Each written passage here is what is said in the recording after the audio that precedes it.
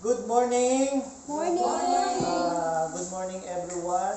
Dito na naman tayo sa BCF Purity, Bahay Sambahan, extension ng Victory Christian Fellowship. Alam niyo po, lumalago na yung ating simbahan, especially sa South Cotabato. And kahapon lamang ako'y nagpapasalamat kasi ang ating mga young people ay dahan-dahan na nilang ginagampanan ang kanilang mga tungkulin bilang mga tinawag ngayong last days na ito. Sila yung next generation natin. So ngayong umaga, pag-uusapan natin ang about love. Kasi this is February. Alam natin yung mundo ay palaging naghahanap ng love. Kahit ngayong sitwasyon ngayong araw na ito, lahat ng mundo ay naglulong ng love. Di ba mapapansin ninyo, kahit sa kanta, kahit sa mga drama, kahit sa pelikula, ang nakafocus ay ang love. Kung hindi may kabit, kung hindi naghiwalay, kung hindi pinatay dahil sa selos, maraming mga pagkakataon ngayong panahon na ito na kung saan maraming problema sa mundo. And pag-usapan natin ang solusyon, ang love. Ano nga ba ang love? Ang mundo kasi maraming kahulugan. Minsan yung iba nagsasabi pa na, love is like a river. It will continue forever. Hindi kasi minsan magandang pakinggan, pero ang katotohanan, ang totoong sitwasyon, ay mahirap ang buhay pag wala ang Diyos. Kasi nga, sabi ng salita, in 1 John 4:8, God is love. Amen? So, kailangan natin i-focus yung ating atensyon. Ang problema sa mundo ay pagmamahal. Ngayon, hanapin natin yung solusyon. Sino ba dito sa inyo ang hindi gustong masolusyonan yung problema nila? Diba lahat tayo gusto ng solusyon? So ngayon, ang mundo ay kulang ng pagmamahal. Ang taong kulang ay naghahanap. Hallelujah. Subukan mong magutuman kung hindi ka maghanap ng pagkain. Kahit ano na lang, di ba? Kahit ano na lang ay kakainin mo. Kasi gutom ka nga. Ganon din ang nangyayari ngayon sa mundo. Kung mapapansin ninyo, yung ating sitwasyon sa pandemic, wala masyadong sinihan. Sarado ang mga sinihan. Pero bukas naman ang Facebook at TikTok para sa ating mga artista.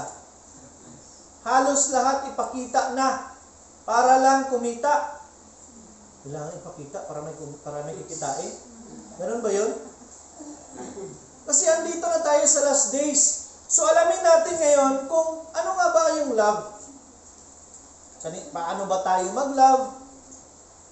Kasi malapit na po ang February 14. Taga nyo sa bato. Pag February 14,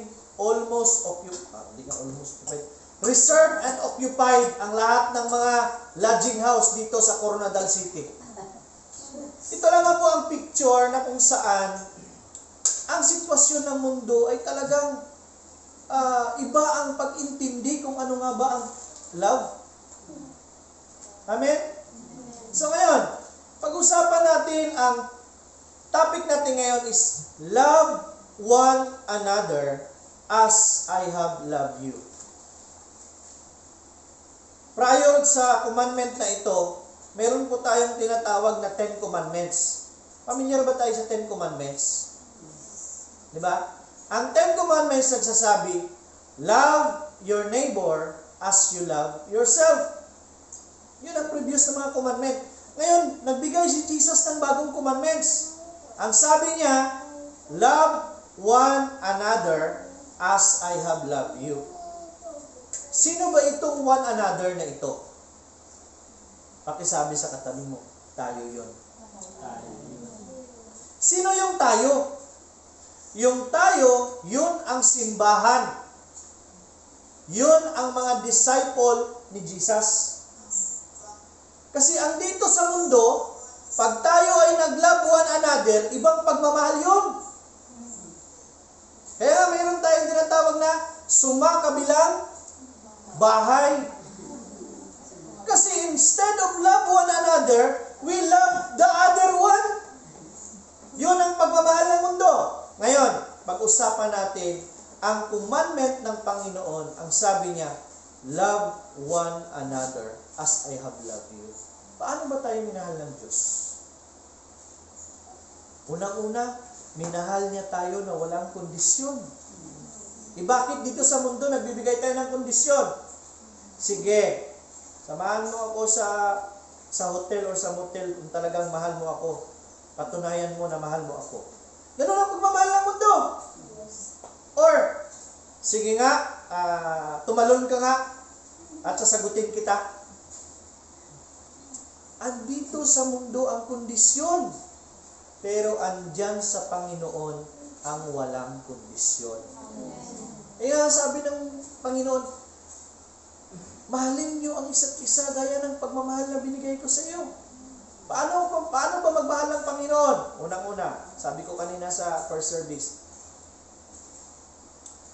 ilang beses nagrebelde ang mga Israelites sa Panginoon? Maraming beses. In fact, ang highlight ng kanilang pagrebelde sa Panginoon ay yung gumawa sila ng malaking yung ribulto na hayop at saka sinamba nila dahil gusto nilang padaliin na ang buhay nila ay makarating kaagad sila sa tinatawag na promised land. Pero ang sabi ng Panginoon, nagalit ang Panginoon pero hindi nagbabago ang kanyang pagmamahal. Hallelujah. Si Jonah. Ito naman si Jonah kasi talagang tumatakbo. Kung ano ang tulin ng takbo ni Jonah, mas matulin ang pagmamahal ng Panginoon para abutin siya. Ganun po ang pagmamahal ng Diyos. Kaya ang sabi niya sa atin, love one another as I have loved you. Yung basihan ng pagmamahal natin sa isa't isa ay yung pagmamahal ng Panginoon na ipinakita sa atin at tinanggap natin. Huwag nating ibase yung ating pagmamahal dahil sinabi ni Kibuloy, sinabi ni Duterte, ang basihan natin ng pagmamahal ay ang sinabi ng Diyos.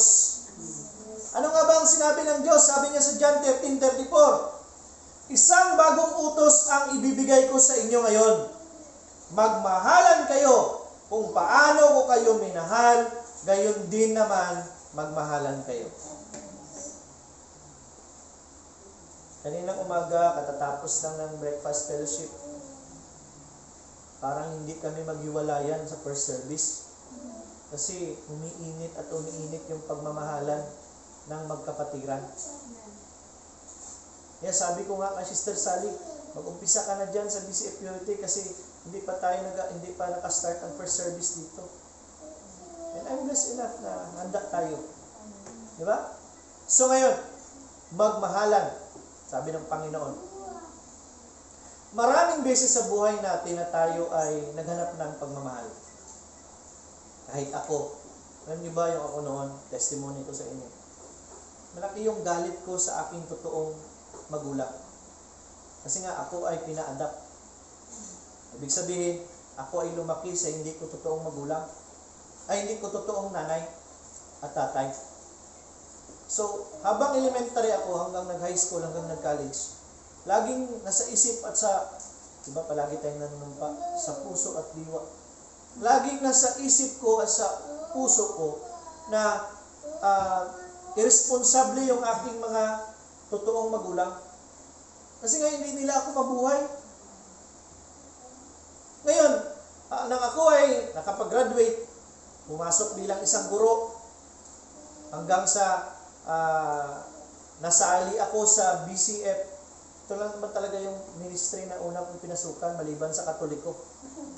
Alam niyo kasi nung ako ay nasa Katoliko, hindi ko malaman sa sarili ko bakit nagsisimba naman ako pero hindi pa rin ako nagbabago.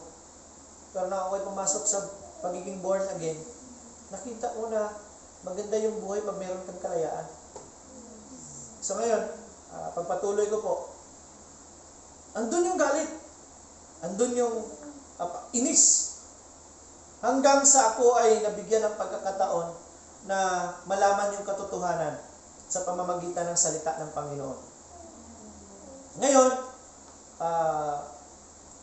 habang ako ay nakikinig sa bawat services na aking inaatinan, dahan-dahang pinaalam sa akin ng Panginoon ang purpose ng lahat-lahat dito sa mundo. Ang nangyari, nang tiningnan ko ang pamilya kong totoo, hindi naman pamilyang totoo, ang tiningnan ko yung aking buhay, kasama yung aking mga kapatid, alam nyo kasi 13 kami, sa totoong magulang. Nakita ko yung sitwasyon nila na magulo, mahirap. Siyempre, siguro hindi gusto ng Panginoon na ganun yung magiging buhay ko. Kaya, nilagay ako sa pangangalaga ng ibang tao. And alam niyo ba yung na-born again ako? Na-realize ko na may purpose pala ang Panginoon sa buhay ko. Siguro pag doon ako lumaki, hindi ako nakapagtapos ng aking pag-aaral kasi karamihan sa mga kapatid ko hindi naman nakapagtapos ng pag-aaral. Hindi ako nagagamit ng Panginoon ngayon. And doon ko nakita yung pagmamahal ng Panginoon sa akin. Kung paano niya ako kinuha sa isang sitwasyon at nilagay sa kanyang purpose. Ang galit, ang inis, napalitan ng pasasalamat. Palakpakan natin ang Panginoon. Napalitan ng pasasalamat kasi nakita ko yung sarili ko. Nasabi ko na blessed pala ako. Kasi nakapagtapos ako ng pag-aaral, nagkaroon ako ng trabaho, binigyan ako ng pamilya, kung saan binigyan din ako ng pagkakataon na makonect sa isang simbahan na kung saan puro katotohanan ang sinasabi. Hindi po nagtatapos doon ang istorya ng buhay ko. Ngayon, patuloy kong nararamdaman yung pagmamahal ng Panginoon sa pamamagitan ng ministry na binigay niya sa akin. Pinalibutan niya ako ng tao na maramdaman ko yung pagmamahal. Pagmamahal na walang kondisyon. Hindi tinitingnan yung kasalanan mo, kundi yung pagkakataon na ikaw ay magbago. Ganon ang sitwasyon. Ang sabi ng Panginoon, magmahalan kayo gaya ng magmamahal na binigay ko sa inyo noon. Diba, even si Jesus, titingnan natin yung example niya, kahit siya ay nakapako na sa krus, andun pa rin yung pagmamahal niya, hindi nagbabago. Ano bang sabi niya? Panginoon, patawarin mo sila kasi hindi nila alam ang kanilang ginagawa. I-reflect natin sa buhay natin. Maraming beses tayo nagkasala. Amen? Maraming beses tayo nagkasala. Mga maling desisyon. Pero hindi tayo binigyan ng Panginoon ng rason na i-condemn natin yung sarili natin. Dahil sabi niya sa kanyang salita, gaano man kalaki at kalawak ang kasalanan mo, mas malawak at malaki ang pagmamahal ko sa iyo para patawarin kita. Palakpakan natin ang Panginoon. Ayun, sabi niya, isang bagong utos. Sino ba dito sa inyo mahilig ng luma? Diba magandang gamitin ang bagong sapatos, bagong damit, bagong pantalon. Ganun ang will ng Panginoon sa buhay natin eh. Kailangan bago. Kaya ang sabi niya, kilalanin mo ako araw-araw at bibigyan kita ng mga bagong ideya, bagong pag-intindi, bagong ako. Kasi pag nakilala mo ang Diyos na nag-provide siya ng 1,000 sa iyo ngayong araw, bukas pakilala niya sa iyo na kaya niya mag-provide ng 2,000. Kasi nga, ang pagkilala sa Panginoon ay walang hinto. Tuloy-tuloy. Kaya sabi niya, God is love. Love is God. Parang binabaliktad lang, no? Pero ang katotohanan po, huwag na nating pahirapan ang mga sarili natin. Sa lahat ng mga nanonood. Ang Panginoon ay ang pagmamahal. Ang pagmamahal ay ang Panginoon. Ano ang problema ng mundo? Pagmamahal. Sino ang pagmamahal? Ang Panginoon. Ibig sabihin, ang solusyon para sa mundo ay ang Panginoon. Palakpakan natin ang Panginoon. Now, binigay na sa atin bilang isang mga simbahan, bilang isang mga disciples, kaya sabi ko kanina, nag-umpisa lamang sa 12. Doon nag-umpisa ang pagmamahal sa 12 disciples. Hanggang sa tumubo, naging 120. Hanggang sa naging 240. Sabi ko kanina, kung bibilangin natin, abutin tayo ng ilang araw. Long story short, ang pagmamahal ng 12 disciples, umabot dito sa BCF Purity ngayon. Palakpakan natin ang Panginoon. Love one another as I have loved you. Mahirap po magmahal. Kaya ang sabi ko ng mga previous messages, pwede ba nating mahalin yung kaaway natin? O yung kapitbahay natin? Minsan kasi yung kapitbahay natin, kaaway natin, di ba? O yung mga taong nagkukutya sa atin, parang dinadown tayo araw-araw, maliit yung tingin sa atin.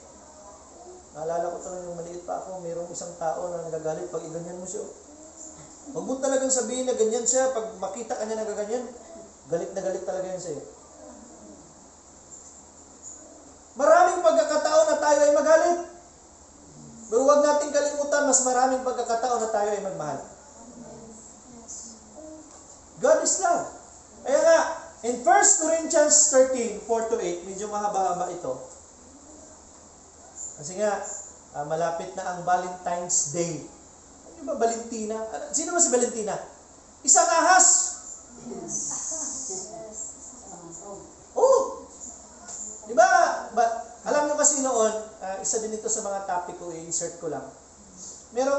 Ang Valentine's Day kasi is, ano yan sila, celebration noon. Alam niyo ba ang nangyayari sa Valentine's Day? Ito yung tinatawag na market of sex. Bakit? Meron tayong market day dito sa Coronadal, di ba? Tuwing Sabado sa Chinatown, Wednesday sa Chinatown ulit. Ang ginagawa niyan, yung mga lalaki naghahat ng mga babae, and then sila sex nila yan, pagkatapos wala lang. Ganun po ang ibig sabihin ng Valentine's Day. It's a pagan activity. Hindi po yan sinabi ng Panginoon na Valentine's Day.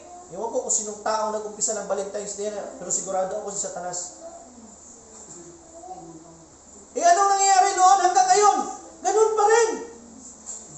Subukan mong pumasok sa mga ngayon, February 14. Ay sir, sarado, ano na sir, fully book. May reserve pa nga. Ibig sabihin, manalangin talaga yung reserve na lalabas na sana sila. Ganon ang sitwasyon ng mundo. But praise God, pinaalam ng Panginoon sa atin ang katotohanan. Hindi mo na kailangan pumasok ng in. Hindi mo na kailangan maghanap ng mga kulang. Pumunta ka lang sa Panginoon. Sabi niya kanina sa salita, lumapit kayo sa akin lahat ng mga nabibigatan at bibigyan ko kayo ng kapahingahan. Andito si Faith. Alam ko nagmamassage si Faith. Diba pag nagmamassage tayo, bakit tayo pumunta sa massage, yung mga clinic na yan? Para maka-feel ka ng comfort. Mawala yung mga hangin mo dyan sa likod mo. Mga sinasabi natin sa term natin, panuhot. Diba ano mo panuhot sa Tagalog? Huwag natin pag-usapan basta panuhot. Diba? Ganon din sa Panginoon. Gamitan kasi natin, alam niyo kasi ang BCF is practical and realistic. Pumunta tayo sa Panginoon para magpamassage. Bigyan natin sa Kanya yung ating mga kabigatan. Sabi nga niya, pag alam mo na ginawa mo na lahat, wala pa rin nangyari. Ibig sabihin, hindi na ikaw ang gagawa. Tapos ka na ba? Panginoon na naman. Minsan kasi dyan tayo nabibigatan. Kasi gusto natin na tayo talaga yung gagawa. Ibig sabihin, Pag ang Diyos ang gumawa, siguradong magkakaroon ng solusyon yung problema. Diba? So ngayon, mabasahin ko. Ang pag-ibig ay matyaga at magandang loob. Hallelujah. Hindi maiinggitin. Meron pa ba tayong inggit dyan? Alam niyo ba ang isang taong mainggitin? Yan ang isang taong competitive. Mahilig magkumpara. Buti pa siya. Narinig ka lang ng may bagong sasakyan. Ako din sunod, meron din ako. At Brand new pa. Pwede naman tayo maging masaya sa victory ng isang kasamahan natin. Bakit ba natin sabihin ganyan, di ba? Ngayon, hindi mayabang. Alam niyo kasi ang kayabangan ay issue talaga yan sa mundo. Pag andyan ka sa mundo, yan talaga yung kayabangan. Especially na ikaw ay guwapo, maganda, maraming pera, may sasakyan, magarang pamumuhay. Mayabang ka talaga niyan. Diba? Yung mga hindi mayabang, yun ang mga takot. Mayaman na takot. Takot kidnapin. Kaya nagdi-disguise. Diba? Andun yan dyan sa mundo, nangyayari yan. Mayabang ni mapagmataas man. Consider natin yung sarili natin, yung kasamahan natin na sabi ko nga kahapon habang nag-demo yung ating young people, nag-observe ako. Kasi yun ang intention ko talaga sa mga young people. Hopefully, kung ma-invite kayo dyan ng mga young people, yan ninyo para maka-observe sila. I-check natin yung mga young people natin. And then, always kong sinasabi, there is always a room for improvement. Pag ikaw ay pinuri, ikaw ay binigyan ng iyong observer na, oy, maganda, very good yung ano mo. Mas lalo mo pang ipababa yung sarili mo. Kasi pag damo mo na pinababa yung sarili mo, the more mo makikita yung opportunity na ikaw ay tutubo. Hirap naman yung nakatingala ka. Mas maganda naman yan. Amen? Palakpakan natin ang Panginoon. Hindi magaspang ang pag-uugali. Matagal na tayong born again, pero pareho pa rin yung ugali. Nakikita natin mula noon hanggang ngayon. Hindi nagbabago. Ang damit lang. Ang ugali, hindi. Hindi magandang representasyon ng Diyos or hindi maganda sa mundo na makitaan tayo ng walang pagbabago. Amen? Ang Diyos, pag siya pumasok sa buhay ng isang tao, binabago niya. Ayun, sinasabi mo na may Diyos ka, di ka nagbabago. Sinong Diyos yun? Baka Diyos ko po. Hindi mapagmatas, hindi magaspang ang pag-uugali, hindi makasarili. Masalamat tayo ngayong araw kasi may sponsor tayo ng ating lunch. Si Ma'am MM at saka si Police Officer Jack Nambo. Ina-acknowledge natin yan. Bakit natin ina-acknowledge? Kasi sabi ng Panginoon, pag ina-acknowledge mo ako dito sa lupa, i-acknowledge ko yun doon sa langit. Hindi nyo ba alam na pagtatanim ito? Amen? Pagtatanim. Ano bang ibig sabihin ng pagtatanim? Pag ikaw ay nagbigay para sa gawain ng Panginoon, opportunity yan, share ko sa inyo. Nung ako ay nagdesisyon na mag-born again, masyadong magulo yung buhay ko. Nandyan yung threat, ipapakulong ka, ipapapatay ka kasi yung girlfriend mo, nakasakay mo at saka nadisgrasya kayo, namatay. Nandyan yung lahat. Gulong-gulo yung utak mo, yung mga property mo na na-acquire noon, kinuha, back to zero ka talaga, tapos lublob ka talaga sa lupa. Alam niyo ba ang ginawa ko? I decided, kasi naging encouragement din sa akin itong pagtatanim. I decided to plant. At saka yung planta yun, hindi yun ibig sabihin na akin lang. Kasi when we are having our praise and worship, nakapikit ako ng mata ko, and then nakikita ko talaga yung figure, kahit didilat ko, ganyan ko pa ulit, andyan pa rin yung figure. To be exact, 16,000. Ginawa ko, Sabi ko, Lord, ano ba ito? Blessing? O itanim ko? Ganun tayo kasi sensitive pag ang Diyos ang nangungusap sa atin. Ngayon, sabi ko, kung 16,000, hindi ito ang solusyon, Lord. Alam ko, hindi ito blessing. Ito ay opportunity na binibigay mo sa akin. So, ang ginawa ko, umutang ako. And then, I planted, nilagay ko ng prayer request lahat. Ano ang mga prayer request mo? Ilagay mo yan doon lahat.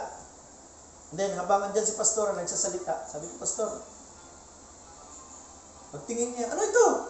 Sabi ko, Pastor, plan ko po yan. Sure na ito? Yes, Pastor, sure na yan. Alam niyo kasi ang realization ko doon, minsan sa buhay natin, dumadanas tayo ng bigat. Parang hindi na natin alam yung gagawin natin. Pero hindi natin alam, opportunity yun para gumalaw ang Diyos sa buhay natin. May problema ka? Pagalaw mo ng Diyos. Hayaan mo siyang gumawa ng solusyon sa problema mo. Faith yun eh. Paniniwala yun. Ngayon, binigay mo. Sabi ni Pastora, alam niyo po, tinignan ko ang lahat ng prayer request. To God be the glory. Lahat ng request na sagot.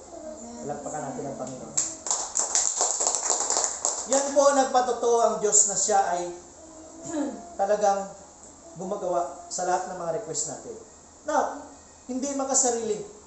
Mas iniisip mo yung ibang tao kaysa sa'yo. Kumusta yung prayer life natin? Ako kasi hindi ko nakikita kay Ma'am MM lang yung mga prayer request. Kaya yun nasasali mo sa prayer mo. Lahat dapat kilalanin mo at alamin mo kung sino sila at ano ang kailangan nila. Ganun po ang isang tao na hindi makasarili. Minsan, kinukumusta mo. Kumusta na? Kasi nga, inaalam mo yung sitwasyon ng buhay nila. Sabihin mo lang ngayon, i-pray mo ako, Pastor. Ano yung pag-pray ko sa iyo? Basta i-pray mo lang ako. Para naman akong si Lord niyan. I am not an omniscient God. I am being used by God to ask petition sa Kanya. Kasi, pag marami daw tayo na nananalangin, mas madali yung galaw ng Panginoon. Amen? So, makasarili. Ang taong nagmamahal ay hindi makasarili. Ibig sabihin, binibigyan niya ng importansya, hindi lang yung sarili niya, pati na rin yung mga kapatid niya at ang ibang tao. Kaya nararamdaman ng iba na kahit nakasimangot sila noon, invite kita sa fellowship. Simangot talaga yan. Sige lang, mag-Bible study tayo sa inyo. Nag-oo man pero nakasimangot pa rin. Nang nalaman ang katotohanan, langit at lupa ang kasiyahan. Minsan, dahil sa dumating ka na sa punto ng buhay mo na, Lord, pangit naman na ako lang yung masave, yung pamilya ko at saka ibang tao, hindi sila masave. Doon tayo lumalabas sa sarili natin. Amen? Diyan tayo lumalabas. Kaya, nandun na yung desire natin na sana, Lord, sa prayer request natin, lahat ng pamilya ko, Lord, masave ka. Alam niyo ba yung power ng salvation? Hindi niyo alam yung power ng salvation? Kung magkasama kayo dito sa lupa na save, magkasama kayo doon sa langit. Ganyan kahalaga ang salvation. Kaya bilang mga believer, bilang mga tinawag ng Panginoon, kailangan natin mag-reach out ng ibang tao para ma-save sila. Lumalabas tayo sa sarili natin. Kahit mainit, kahit pagod, basta kahit magawa mo lang yung pinapagawa ng Diyos sa iyo. Amen? O mapagtanim ng sama ng loob sa kapwa. Anong taon na ba ngayon? 2022. Ang 1992 na kasalanan ng isang tao sa iyo, dala mo pa hanggang 2022. Nang sinumbatan mo yung taong kinagalitan mo, alam mo ba yung 1992? nangyari doon? Yan po ang epekto ng isang taong nagkikimkim ng galit. Kung alam lang sana ng mundo na ang galit ay isang parang asido. Alam niyo ba yung asido? Sino sa inyo nakaranas na mapasok ng asido? Ang galit ay parang isang asido. Ang unang nasasaktan ay ikaw.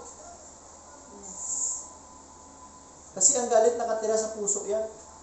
Bago mo pasaktan yung ibang tao, ikaw na ang unang nasaktan. Ganyan yung asido. Amen? Hindi ito natutuwa sa masama. Kaya sabi ni Pastor Jonah nung Friday, mali pala Pastor na ipanalangin ko, sana kunin mo na si Lord.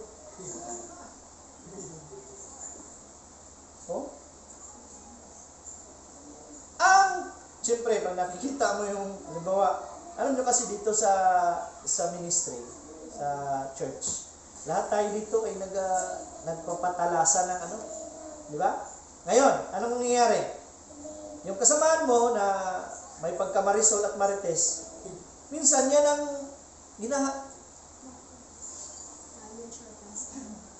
sinasharpen ka, na ikaw ba ay mag-desire ng masama sa kanya? Instead na magsabi ka ng masama sa kanya, Lord, thank you na hindi ako kagaya niya. Bless mo ang buwanga niya, Lord. Hindi siya makapagsalita ng hindi maganda. Sanctify mo din ako. Hindi ako magalit sa kanya. You are asking God. Sabi ng Panginoon, tumawag ka sa akin. Amen? So, natutuwa sa masama. Sa halip ay nagagalak sa katotohanan. Alam niyo ba yung sabi ng Proverbs? Yung totoong kaibigan ay nagsasabi ng totoo sa iyo kahit nasasaktan ka. Those are true friends. And you cannot find it from the world. Makikita mo lang yan ang mga taong nasa Panginoon. Kaya sinasabi ni Sikat Jose Rizal, ang kabataan ay ang pag-asa ng bayan. Nagbabago po ang sitwasyon. Ngayon, sa ating ministry,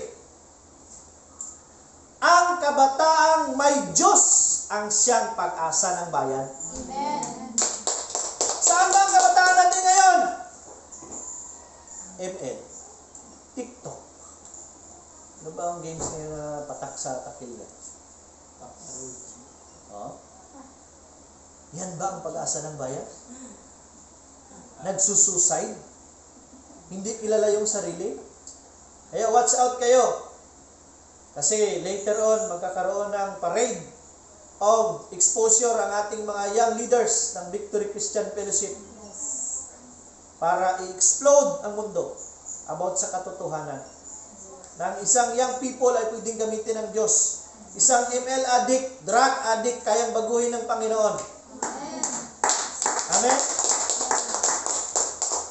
Ang pag-ibig ay matiisin. Talaga. Yan sabi ko kahapon sa aming gina-council. Nasabi ko na rin ito kay Jaja at kay Albert. By the way, if ever na na nanonood sila ngayon,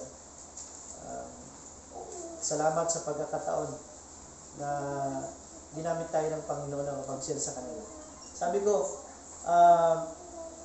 matiisin. Alam niyo kasi pag tayo ay girlfriend at boyfriend pa, lahat ng mga magaganda yan, kailangan mo ipakita sa isa't isa. As much as possible, hindi tayo nag-aaway. Kasi nga, girlfriend at boyfriend. Huwag mo talagang bigyan ng rason na magalit yan, baka mag-break up kayo. Hallelujah? Bakit pag nag-asawa na, nagbabago? Kasi nga, ang kondisyon, ang standard ng pagmamahal na ginamit ay hindi sa Diyos, kundi sa mundo. Amen? Ayun. Magkikita tayo mamaya kasi magpunta tayo, manood tayo ng sine. Daanan kita dyan ng 9 a.m. Dumating si boyfriend. 9 a.m. Kasasakyan. Andyan ba si Ay, kumakain pa, maliligo pa yan. Okay, sige lang, magantay lang ako. A few years later, Dumating ulit, hindi na si boyfriend. Yung ex-boyfriend na. Kasi nga, asawa na eh. Nag-usap pa rin, ganun tayo. Dating. Kumain ba ng ligo? Iwanan ko na lang yan. Or habang nandun pa, naka-horn yan, long press.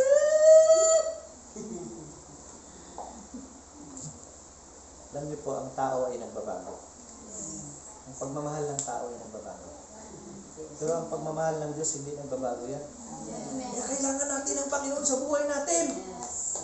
Kaya hindi tayo magbabago kasi ang pagmamahal ng Panginoon ay hindi nagbabago. Pag andyan na siya sa'yo, matutunan mong hindi baguhin yung pagmamahal mo. Marami yung paraan eh. Wala pa siya, sige magtimpla muna ako ng kape. Wala pa rin, 2 baso ng kape.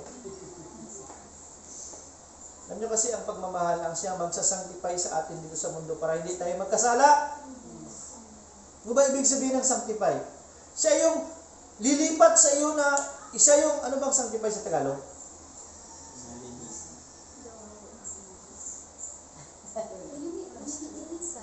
Hindi. Siya yung magbibigay ng paraan sa iyo para hindi ka magkasala.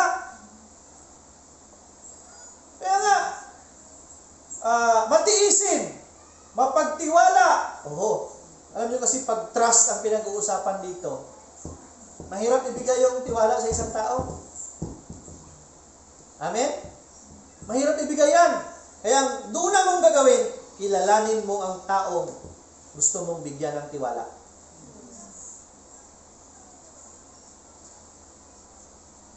Nagkaroon one time nung Marites. Actually, Marites noon pa yan eh. Merong nagsabi sa asawa ko na may kasama akong babae. Sabi niya, ang tiwala sa ano mo kasi gwapo yan. Sabi niya, tulad din yung gwapo yan, ganyan. Sabi naman ng asawa ko, iwan ko from the heart din, sabi niya. Wala akong tiwala sa asawa ko. Pero may tiwala ako sa Panginoon at dyan sa kanya. Amen. Mahirap ibigay ang tiwala sa taong walang Diyos. Kahit nga andyan na yung Diyos, hindi pa rin mapagkakatiwalaan eh. Ano kaya kung wala na ang Diyos? 8 o'clock na lang siguro. Diba? Ayun. At nagtitiyaga hanggang wakas. Ibig sabihin, tinatapos talaga. Hanggang wakas. Parang comics. Sinusubaybayan talaga. Minsan sa buhay natin, pagod tayo. Aminin natin, pagod tayo. Puno tayo ng problema. Hanggang dyan na lang yung kaya natin. Sabi ng Panginoon, tawagin mo ako. At ang kaya mo na ganyan, i-extend natin yan. Hanggang matapos mo. Hanggang masolusyonan. Sino ba dito sa inyo nag-desire na mabayaran yung utang niyo? Amen? Integrate ko ito kasi ito nangyayari sa amin. Nakasmile si Ma'am Emma.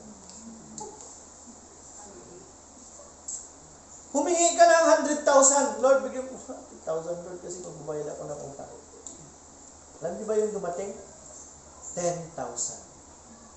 Nung tinignan mo yung 10,000, paano ko babayaran ang 100,000 ng 10,000?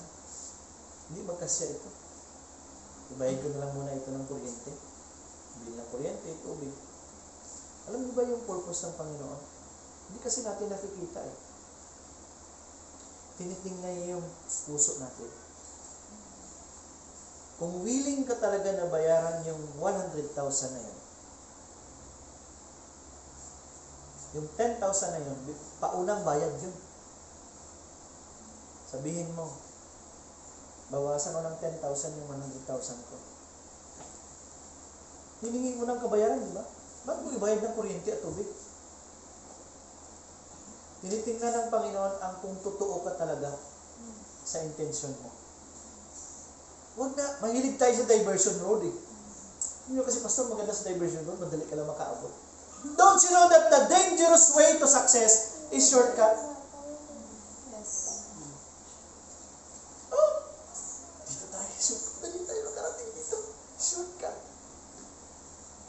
Hindi mo mai-enjoy ang travel pag dumaan ka sa shortcut. Kailangan mo maranasan yung lubak-lubak na daanan. Amen?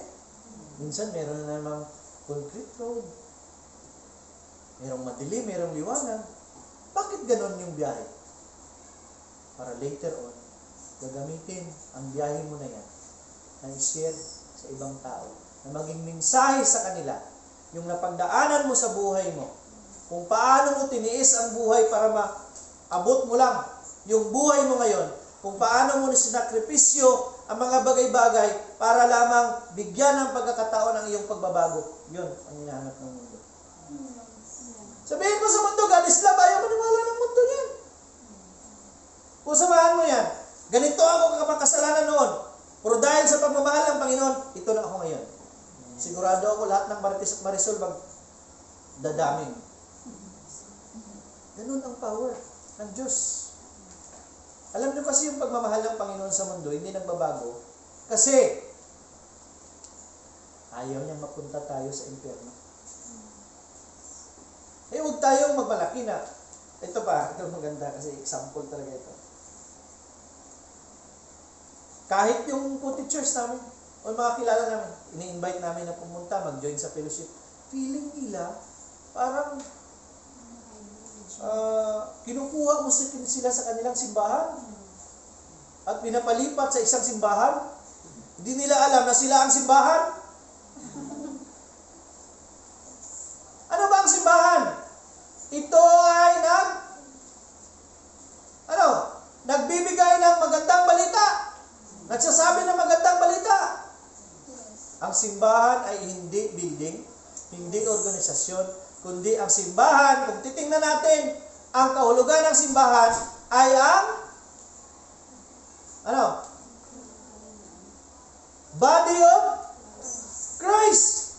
Church is the body of Christ. Your body, ginamit ni Kristo na kung saan siya ang banal na espiritu, gagamitin niya para maging messenger sa mundo. Meron ba tayong nakukuha ngayong araw? Praise God. So, mapagtiwala, puno ng pag-asa. Hala, alam nyo kasi yung taong puno ng pag-asa, hindi tumitingin sa problema yan. Ang tinitingnan niya, yung solusyon sa problema. Dumating sa buhay natin na yung ini-expect natin na mangyari, hindi nangyari. Paano ba tayo maging comfortable sa sitwasyon na yun? Pag ikaw kasi isang tao, purpose-driven ka, sabihin mo agad, ay may purpose ang Panginoon. May purpose ang Panginoon, sabi ni Tintin kahapon, may purpose ang Panginoon na hindi ako nakapasa sa PNPE. Sabi mo rin, may purpose si Lord sa kay Albert nung hindi siya nakapasa ng exam sa PNP. Pag ikaw kasi purpose-driven na tao, malaki yung pag-asa na tinitingnan mo.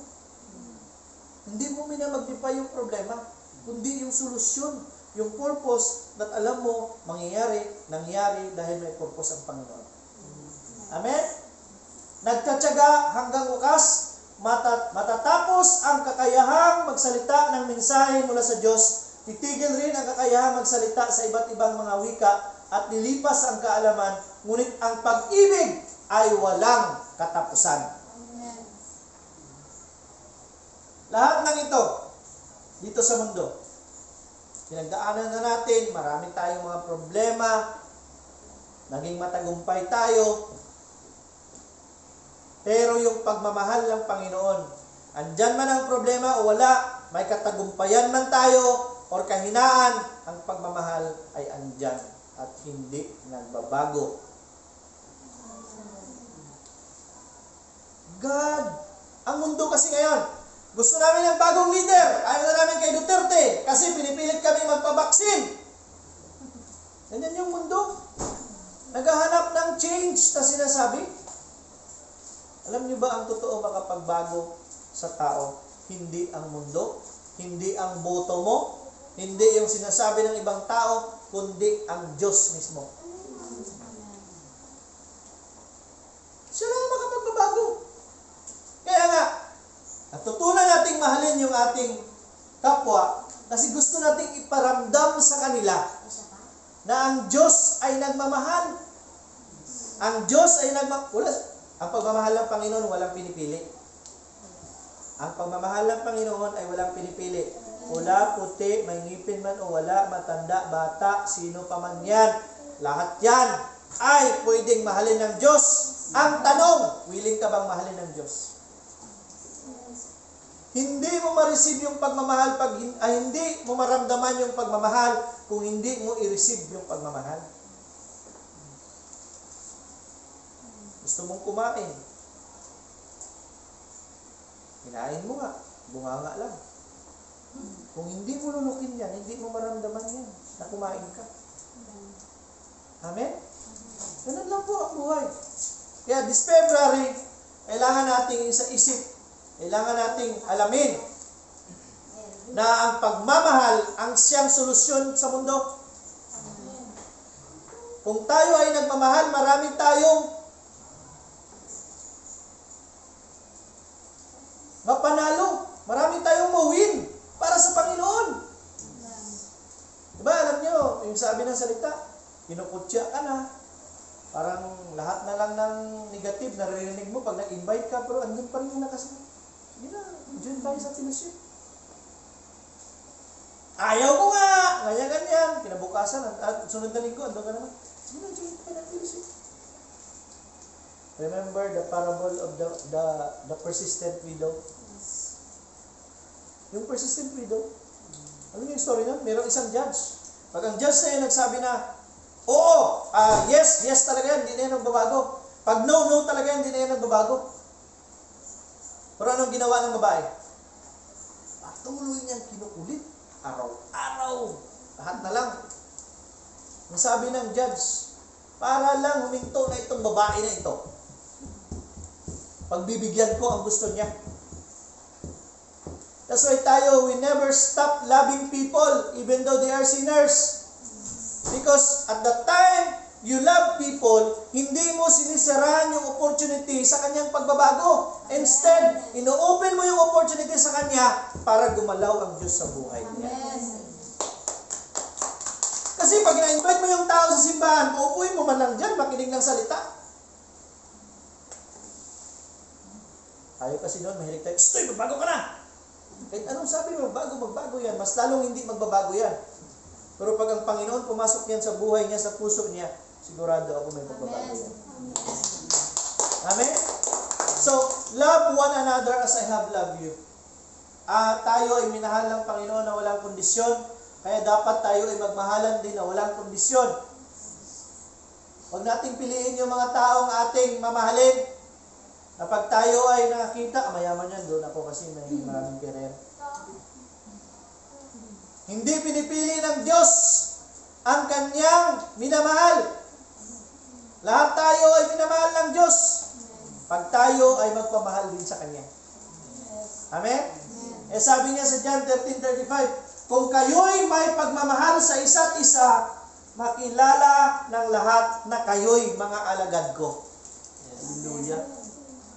Ibig sabihin, yung pagmamahal natin sa isa't isa, ito yung magiging witness sa mundo na tayo ay nasa Diyos. Amen? Ngayon, kahit na panalangin lang sa isa't isa, di pa natin magawa, paano tayo makapagmahal niyan? Alam niyo kasi kung palagi mong pinipray yung isang tao, aware ka sa kanya, kahit di kayo nagkikita, one time lang kayo magkita, andun yung closer nyo sa isa't isa. Kasi nga, araw-araw mo siyang dinadala sa panalangin mo. Amen? Hirap kasi sarili talaga natin, iniisip natin. Remember, si Jesus, mas priority niya yung ibang tao. Lastly, yung sabi niya yung doon siya sa cross, inamin ng isang magnanakaw. Karapat-dapat ito sa atin, sabi niya kay Jesus. Kasi magnanakaw tayo, wala siyang kasalanan. Hindi siya dapat ipako sa krus. At ang last na sabi niya ganito, Panginoon, remember me pag andun ka na sa iyong paraiso. Inaantay lang kasi ng Panginoon. yung puso natin na maging bukas para sa Kanya. Para maramdaman natin yung pagmamahal niya. Anong sabi ni Jesus? Ngayon mismo, you are with me in paradise. Forgiveness is always available sa lahat ng tao. Yan ang pagmamahal ng Panginoon. So ngayong umaga, iniimbita ko kayo. Papasukin natin ang Diyos sa buhay natin. Maramdaman natin yung Kanyang pagmamahal. Sigurado ako, ano man ang nangyayari sa buhay ko na pagbabago, nangyayari din sa buhay ng bawat isa. Dahil ang Diyos lamang ang siyang nagbabago dahil ang Kanyang pagmamahal ay walang kondisyon. Magsitayo po tayong lahat. Taas natin yung ating mga kamay. Kahit yung mga live stream natin viewers, taas ang inyong mga kamay, pikit ang inyong mga mata. Isipin ninyo na ang araw na ito ay tinalaga ng Panginoon para sa inyo na tumawag sa Kanya. Sabi niya nga, come to me those who are heavily laden, I will give you rest. For my yoke is easy and my burden is light. Hindi niya tinanggal. Sabi niya lang, yung kabigatan ko ay andyan pa rin, pero hindi ganun kabigat. Amen? So tanggapin natin ang pagmamahal ng Panginoon. Pikit natin ang ating mga mata at lahat tayo ay manalangin. Sabihin natin, Ama naming makapangyarihan sa lahat. Maraming salamat, Lord, sa araw na ito. Maraming salamat sa iyong salita. Ikaw ang totoong nagmamahal sa akin. Dahil sa iyong bugtong na anak, na si Jesus, na siyang namatay para sa aking mga kasalanan at nabuhay para bigyan ako ng kaligtasan at pag-asa. Ngayong araw, inaamin ko na ako ay nagkasala sa iyo. At ngayong araw din na ito, ako ay humihingi ng patawad sa aking mga nagawang kasalanan mula noon hanggang ngayon. Binubuksan ko ang aking puso. Pinapapasok kita, Jesus. Ngayong araw, dinideklara ko na si Jesus ang aking Diyos at aking tagapagligtas. Salamat, Panginoon, na ang aking pangalan ay inilista mo na sa libro ng mga buhay. Ano man ang mangyari, kasama kita. Kasama ko ang iyong pagmamahal na siyang magbibigay ng lakas sa akin sa araw-araw kong pamumuhay. Ito po ang aking samot dalangin. Sa pangalan ni Jesus, ang lahat ay magsabi ng Amen. So maraming salamat sa inyo.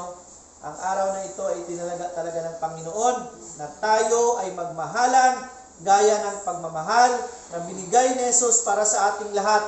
Nang sa gayon, dumamit tayong mga simbahan ng Diyos para isaturate ang mundo at ikayatin sila, ipanalo sila para kay Kristo.